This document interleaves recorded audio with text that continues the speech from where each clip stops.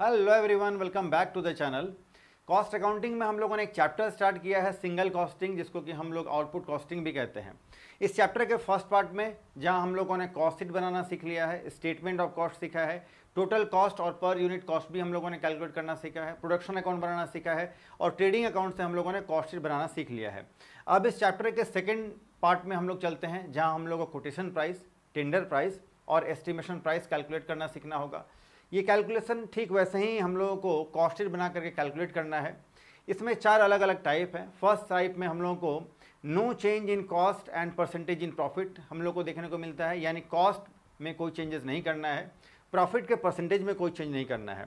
Second method या second type में हम लोग देखते हैं जिसमें कि change in cost but not change in profit, यानी कॉस्ट में चेंज करेंगे, प्रॉफिट में चेंज नहीं करेंगे। ये आपका टाइप ए और बी हम लोगों ने कवर कर लिया है, पिछले 2 वीडियोज़ में आप देख सकते हैं। तीसरा टाइप जो है, इसमें change in cost and change in profit, percentage in profit, यानी कॉस्ट में भी, यानी कुछ खर्चों में भी चेंज करना पड़ सकता है, हम लोग चेंज देखेंगे आज, और प्रॉफिट में भी चेंज देखने को मिलेगा। तो आज इसका पार्ट सी यानी तीसरा टाइप हम लोग करने वाले हैं। तो चलिए आज का वीडियो स्टार्ट करते हैं। Let's begin. तो आज हम लोग ये सी टाइप यानी तीसरा टाइप कर रहे हैं। When there is a change in previous cost, यानी पहले वाले कॉस्ट में हम लोग को चेंज करना है, और चेंज इन परसेंटेज प्रॉफिट, और प्रॉफिट जो हम लोग का आता है पहले का जो स्टेटमेंट ऑफ कॉस्ट बना करके उसके प्रॉफिट में भी हम लोग को चेंज करना है कोटेशन प्राइस के लिए। एक एग्जांपल से एक क्वेश्चन बनाकर हम लोग इस बात को समझते हैं। आइए, the following is the summarise profit and loss account. ये जो क्वेश्चन है हम लोग को, ये प्रॉफिट एंड लॉस अकाउंट के फॉर्म में है। ये राजस्थान इलेक्ट्रिक कंपनी का है। For the half year ending 30 June 2011 1600 electric fans were manufactured. 1600, आप देख रहे हैं यहाँ 1600 इलेक्ट्रिक फैन बनाया गया है, और जिसका ये ट्रेडिंग एंड पीएल अकाउंट है। And sold by the company during the year for this half year, और इसी हाफ ईयर में जो है इन सारे फैन को सेल भी कर दिया गया है। ये ट्रेडिंग एंड पीएल अकाउंट हमारे सामने है। देखिए, हम लोग जानते हैं कि जो खर्चे हैं वो 4 अलग अलग लेवल में किए जाते हैं। पहले तो प्राइम कॉस्ट के लेवल पर, फिर फैक्ट्री लेवल पर, फिर ऑफिस लेवल पर, और फिर सेलिंग एंड डिस्ट्रीब्यूटिंग लेवल पर। कौन से खर्चे कहाँ जाएंगे? देखिए, मटेरियल कंज्यूम जो है ये प्राइम कॉस्ट में जाएगा, वेजेस प्राइम कॉस्ट में जाएगा, मैन्युफैक्चरिंग एक्सपेंसेस जो है, मैन्युफैक्चरिंग एक्सपेंसेस ये आपका फैक्ट्री कॉस्ट में जाएगा, फिर तो ग्रॉस प्रॉफिट है। ऑफिस सैलरीज ये ऑफिस में जाएगा, रेंट एंड टैक्सेस ऑफिस में जाएगा, सेलिंग एक्सपेंसेस सेलिंग में जाने वाला है, जर्नल एक्सपेंसेस ये भी आपका ऑफिस में जाने वाला है, फिर नेट प्रॉफिट, सेल्स गिवन है, ग्रॉस प्रॉफिट, ये सब तो हम लोग कैलकुलेट करेंगे। आगे आइए, देखिए, the following estimates were made by the costing department of the company for the next half year ending 31 दिसंबर 2011। तो फर्स्ट हाफ ईयर जो है 1 जनवरी से लेकर 30 जून तक, ये फर्स्ट हाफ ईयर का डिटेल पहले हम लोगों ने ट्रेडिंग एंड पीएल अकाउंट बना हुआ है, जो गिवन है हमारे क्वेश्चन में। अब जो सेकेंड हाफ ईयर है, यानी जो आपका एंड होगा 31 दिसंबर 2011 को, सेकेंड हाफ ईयर के लिए हम लोग को बनाना है स्टेटमेंट ऑफ कॉस्ट। उसमें क्या करना है? देखिए, the output and sales will be 2000 electric fans. पहले हम लोग का जो है ये 1600 फैन के लिए हम लोगों ने पहले डिटेल देख रखा है। अब हम लोग को जो एस्टिमेशन प्राइस जो हम लोग कैलकुलेट करना है, जो दूसरा कॉस्ट शीट हम लोग को बनाना है, उसमें 2000 फैन हम लोग को मैन्युफैक्चरिंग करना है, और यही 2000 फैन को हम लोग को सेल्स भी करना है। The price of the material will rise by 25%। तो मटेरियल जो है, मटेरियल को 25% से बढ़ा देना है, 25% से प्लस कर देना है for this previous half years level, यानी पहले वाला जो लेवल था मैन्युफैक्चरिंग ये मटेरियल का, उससे अभी 25% हम लोग को बढ़ा देना है। Wages during the year will rise by 12.5%। लेकिन जो वेजेस है, वेजेस मजदूरी, वेजेस को हम लोग को जो है 12.5% से बढ़ा देना है। Manufacturing expenses will rise in proportion to the combined cost of materials and wages. कहता है कि मैन्युफैक्चरिंग एक्सपेंसेस जो है इसको भी राइज करना है। कैसे? तो कहता है proportion to the combined cost of the material and wages. तो मटेरियल एंड वेजेस इन दोनों का हम लोग कंबाइंड कॉस्ट ले लेंगे और प्रोपोर्शनेटली बढ़ा लेना है, यानी इन दोनों को कंबाइन करके जो भी हमारा वैल्यू आएगा उसको डिवाइड कर देंगे 1600 यूनिट से, और फिर मल्टीप्लाइड कर देंगे हम लोग 2000 यूनिट से, तो हमारा ये भी कॉस्ट आ जाएगा, ये 2000 यूनिट। प्रोपोर्शनेटली का मतलब होता है समानुपाती ढंग से, उसी रेशियो में। Selling expenses per unit will remain unchanged. तो सेलिंग एक्सपेंसेस जो है, selling expenses per unit will remain unchanged, यानी ये आपका जो सेलिंग एक्सपेंसेस है ये आपका अनचेंज है। यानी सेलिंग एक्सपेंसेस मान लेते हैं पहले अगर 10 रुपया पर यूनिट बिकता था, पर यूनिट लगता था, तो अभी भी 10 रुपया पर यूनिट ही लगने वाला है। लेकिन पहले 1600 के लिए लगना था, अब 2000 के लिए लगना है, तो उस हिसाब से तो बढ़ाना होगा, लेकिन राइज नहीं हो रहा है इसमें। Next, other expenses will remain unaffected by the rise in output. देख लो, और दूसरे जो एक्सपेंसेस है, दूसरे एक्सपेंस कौन से बचे? Office expenses. तो ऑफिस में जितने भी होने वाले एक्सपेंसेस है, वो 3 तरह के खर्चे हैं, अभी हम लोगों ने देखा था। वो तीनों खर्चे जो है वो कहता है अनअफेक्टेड, उस पर कोई प्रभाव नहीं पड़ता है। ये जो खर्चे हैं ऑफिस में होने वाले, इस पर कोई प्रभाव नहीं पड़ता है। राइज इन आउटपुट, यानी आउटपुट पहले हम लोग 1600 यूनिट कर रहे थे, अब हम लोगों ने आउटपुट बढ़ा करके 2000 यूनिट कर दिया है, लेकिन फिर भी ये जो आपके ऑफिस एक्सपेंसेस है, जर्नल एक्सपेंसेस है, उसमें कोई चेंजेस नहीं हो रहा है, कोई फेरबदल नहीं है, उतना जितना लगता था उतना ही लगने वाला है। Prepare statement showing the price at which each electric fan would be sold so as to ensure a net profit of 10% on the cost price. देखो जी, नेट प्रॉफिट हम लोग पहले वाले स्टेटमेंट ऑफ कॉस्ट में कितना आ रहा है उससे कोई लेना देना नहीं है। अभी जो है, यानी जब हम लोग एस्टिमेशन वाला दूसरा जो हम लोग बनाएंगे कॉस्ट शीट, उसमें हम लोग को नेट प्रॉफिट रखना है 10% ऑन कॉस्ट प्राइस। यानी कॉस्ट प्राइस हम लोग कैलकुलेट करेंगे पहले, और कॉस्ट प्राइस पर 10% हम लोग को प्रॉफिट ऐड करके सेलिंग कैलकुलेट करना है। चलो, तो क्वेश्चन आप समझ गए होंगे। अब हम लोग फटाफट से बना लेते हैं पहले कॉस्ट शीट। कॉस्ट शीट पहले हम लोग बनाएंगे 1600 यूनिट के लिए, है ना। आइए पहले 1600 यूनिट के लिए हम लोग बना लेते हैं। सबसे पहले cost of material used, cost of material used 64,000 का मटेरियल यूज हुआ है। वेजेस लगा है 96,000 का, ये हो जाता है आपका 96,000 का, ये हो जाएगा 1,60,000। इसमें ऐड, इसको हम लोग बोलेंगे प्राइम कॉस्ट। यही हो गया हमारा प्राइम कॉस्ट, क्योंकि और एक्स्ट्रा कोई भी एक्सपेंसेस नहीं है। इसमें अब हम लोग को ऐड करना है फैक्ट्री में होने वाले खर्चे, जिसको हम लोग फैक्ट्री ओवरहेड कहते हैं, लेकिन यहाँ कोई हेडिंग नहीं डालना होता है। तो ये हमारा है मैन्युफैक्चरिंग एक्सपेंसेस 40,000 ऐड करना है, मैन्युफैक्चरिंग एक्सपेंसेस 40,000, 2 लाख। ये जो वैल्यू है इसको हम लोग बोलेंगे वर्क्स कॉस्ट या फिर फैक्ट्री कॉस्ट। ये हो गया हमारा 2 लाख। इसके बाद इसमें अब हम लोग ऐड करेंगे ऑफिस में होने वाले खर्चे, office and journal expenses, office and general expenses. इसके अंदर है ऑफिस सैलरीज,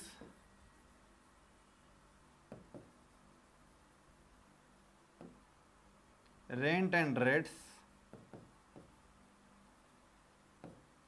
और जनरल एक्सपेंसेस। 48,824, 48,824।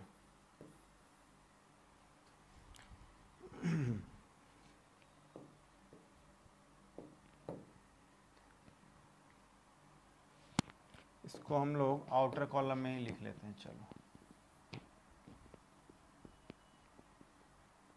ये हो गया। टोटल करेंगे, ये हो जाएगा 2,80,000। इसको बोलते हैं कॉस्ट ऑफ प्रोडक्शन, इसको हम लोग बोलेंगे कॉस्ट ऑफ प्रोडक्शन 2,80,000। इसमें अब हम लोग को ऐड कर लेना है सेलिंग एक्सपेंसेस।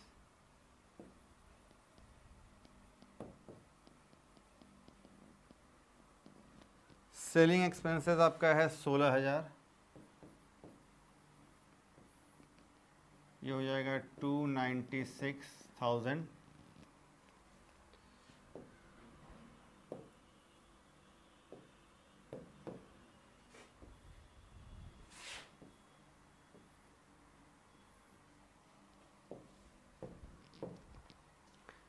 सेलिंग ये 296 कॉस्ट, इसको हम लोग बोलेंगे कॉस्ट ऑफ सेल्स।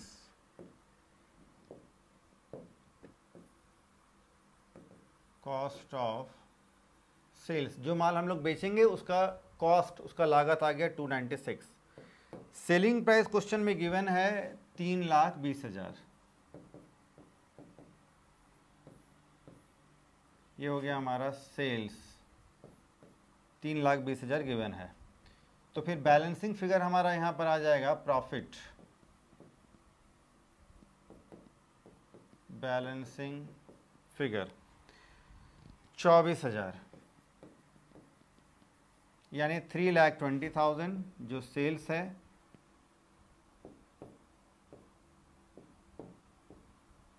माइनस 296,000, तो 24,000 आ गया हमारा प्रॉफिट, नेट प्रॉफिट। अब हम लोग ये पर यूनिट जो हमारा कॉस्ट आ रहा है फैन का, वो हम लोग लिख लेंगे यहाँ। जितने भी कॉस्ट हमारे ये टोटल कॉस्ट हैं, और हम लोग बना रहे हैं कितना, 1600 फैन बना रहे हैं, तो सारे इन खर्चों को हम लोग 1600 यानी 1600 फैन से डिवाइड कर लेंगे। अब जो कॉस्ट आएगा हम लोग लिख लेंगे, तो 64,000 को डिवाइड करेंगे 1600 से, तो ये हो जाएगा आपका 40 रुपया, ये 60 रुपया, ये 100 रुपया। फिर आपका ये 40 ये हो जाएगा 25 रुपया,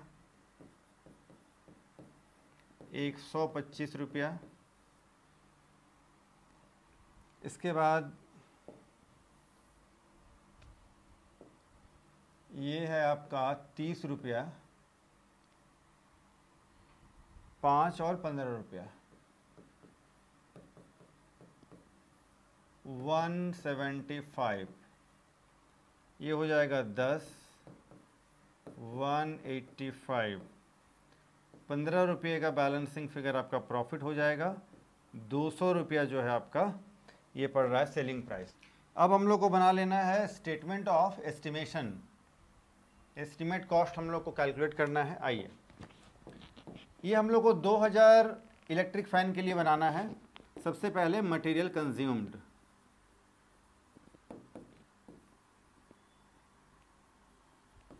मटेरियल 40 रुपया, आप पहले देख सकते हैं मटेरियल जो है वो 40 रुपया पर यूनिट जो है हम लोग को लेना है, और अब 2000 यूनिट के लिए तैयार करना है, तो ये हो जाएगा हमारा 80,000। 80,000 जो है हम लोग को लगना है मटेरियल कंज्यूम्ड। लेकिन अब ये जो है राइज, इसमें राइज देखने को मिल रहा है, राइज करना है, बढ़ाना है कितने से, 25% से। एडजस्टमेंट में आपको दिख रहा होगा राइज बाय 25%, तो 80,000 रुपये का 25%, ये 20,000 आपको ऐड कर देना है, ये हो जाएगा 1 लाख रुपये का। ठीक है। दूसरा खर्चा है आपका वेजेस। वेजेस जो है ये आपका 2000 यूनिट के लिए, लेकिन 60 रुपये के हिसाब से, तो ये हो जाएगा आपका 1,20,000। इसमें भी लेकिन कुछ राइज है, 12.5% राइज करना है, बढ़ाना है, तो ऐड राइज बाय 12.5%, तो ये 120,000 का 12.5% आपका हो जाएगा 15,000। ये हो जाएगा 1,35,000। ठीक है। तो 2,35,000 हो गया। इसको हम लोग बोलेंगे प्राइम कॉस्ट। ये हमारा 2 लाख हो गया प्राइम कॉस्ट।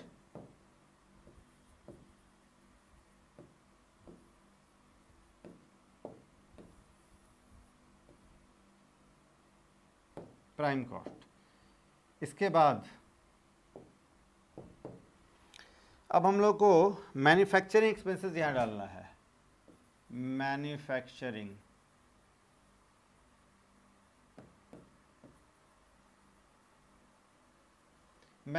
एक्सपेंसेस। अब देखिए यहाँ पर अगर आप एडजस्टमेंट पढ़ते हैं मैन्युफैक्चरिंग एक्सपेंसेस को कैसे बढ़ाना है, आइए तब आपको समझ में आएगा, है ना। देखिए द प्राइस ऑफ मटेरियल्स, ये तो हो गया, वेजेस भी हो गया। ये आप देखिए पॉइंट डी, देखिए डी है ना, पॉइंट ऑफ डी देखिए, ये डी नंबर, ठीक है। Manufacturing expenses will rise in proportion to the combined cost of materials and wages. तो मटेरियल और वेजेस का जो कंबाइंड कॉस्ट है उसी प्रोपोर्शन में बढ़ेगा आपका, ठीक है। तो पहले जो है मटेरियल, अब आप देखिए पहले वाले में यहाँ कॉस्ट ऑफ मटेरियल, तो मटेरियल का कॉस्ट और वेजेस का कॉस्ट यानी लेबर का कॉस्ट, इसका जो कंबाइंड कॉस्ट है 1,60,000 है ना, 1,60,000 है। तो उसी प्रोपोर्शन में बढ़ेगा। मतलब क्या, मतलब ये देखिए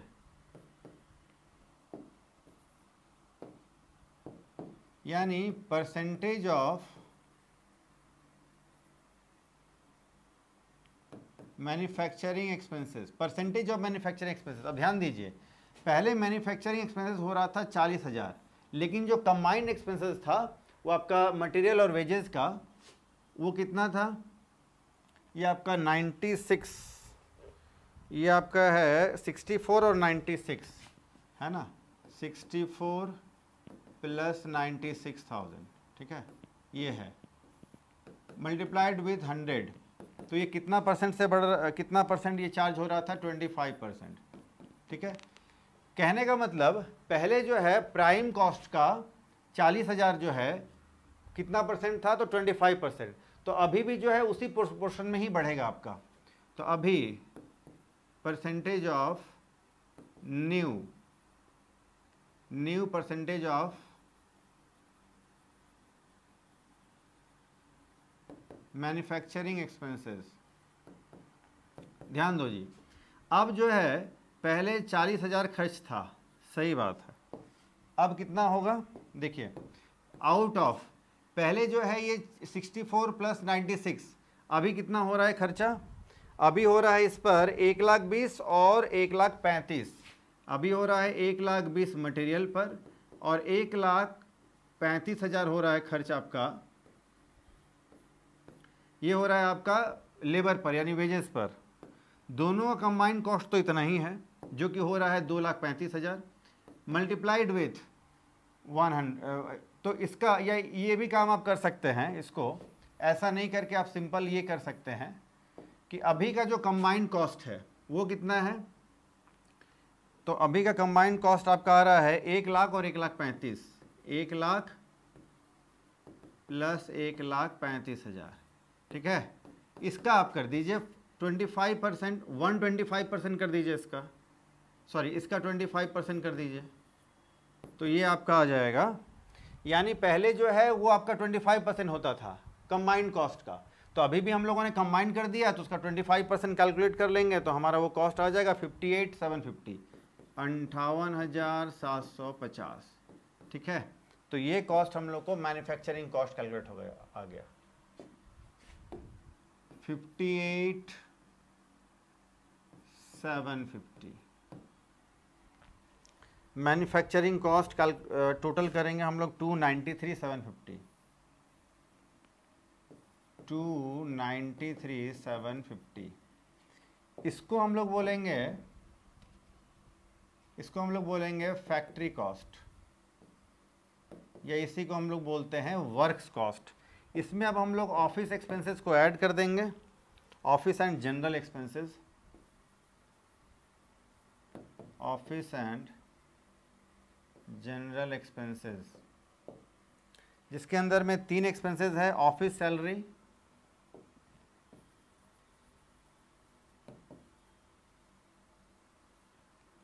rent and taxes, sorry, rent and rates, general expenses,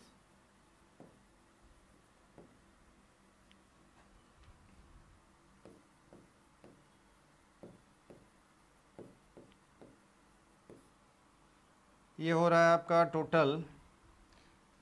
इसको हम लोग आउटर कॉलम में ही लिख लेते हैं। चलो,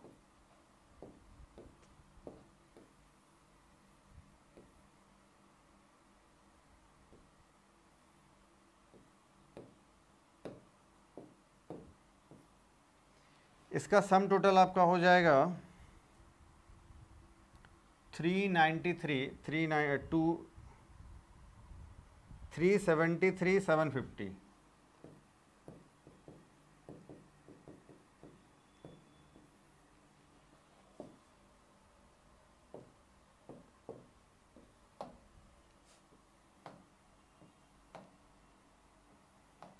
चलो, तो ये जो हमारा कॉस्ट आ गया है इसको हम लोग बोलेंगे cost of production. Cost of production.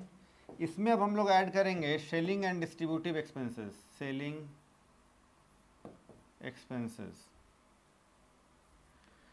Selling expenses जो है पहले at the rate of ₹10 per unit खर्च हो रहा था, अभी भी उतना ही लगना है। तो अभी 2000 यूनिट के लिए 10 रुपये के हिसाब से 20,000 लगना है, तो 393,750। चलो, प्रॉफिट हम लोग को लेना है 10%, ठीक है। अब इसमें हम लोग को ऐड करना है प्रॉफिट।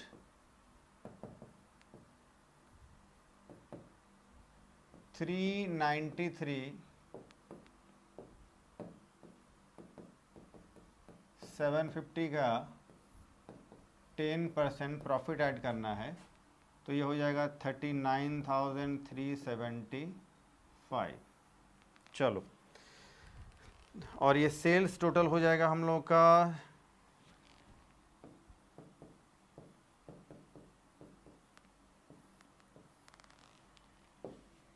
4,33,125। अब हम लोग पर यूनिट सारे एक्सपेंसेस को डाल देते हैं। यहाँ सारे जो भी खर्चे हो रहे हैं ये 2000 यूनिट के लिए हो रहे हैं, तो हम लोग 2000 से इसको डिवाइड कर देंगे, तो ये हो जाएगा 50, ये हो जाएगा 67.50, 117 रुपया 50 पैसा टोटल।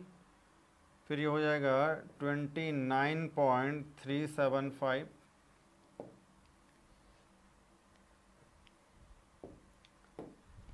और फिर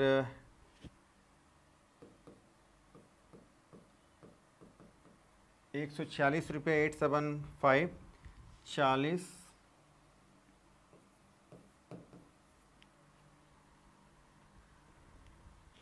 इस तीनों के लिए हम लोग एक साथ कर सकते हैं मिला करके 40 रुपया, है ना। इस तीनों के लिए एक साथ हम लोग 40 रुपया कर सकते हैं।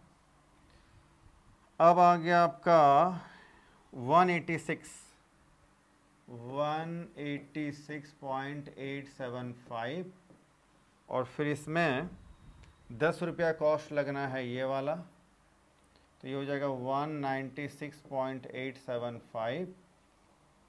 अब हमारा बचा प्रॉफिट और सेलिंग प्राइस। प्रॉफिट है 19.687, सेलिंग प्राइस हो जाएगा 216 रुपया 562, और आपका ये statement of estimation price complete हो गया। चलो, तो फटाफट से आप इसका स्क्रीनशॉट ले लीजिए, और इसको मैं टेलीग्राम चैनल में भी डाल दूंगा, वहाँ से भी आप PDF के फॉर्म में आपको ये मिल जाएगा, वहाँ से भी आप इसको अपलोड कर सकते हैं, आपके मोबाइल में आ जाएगा।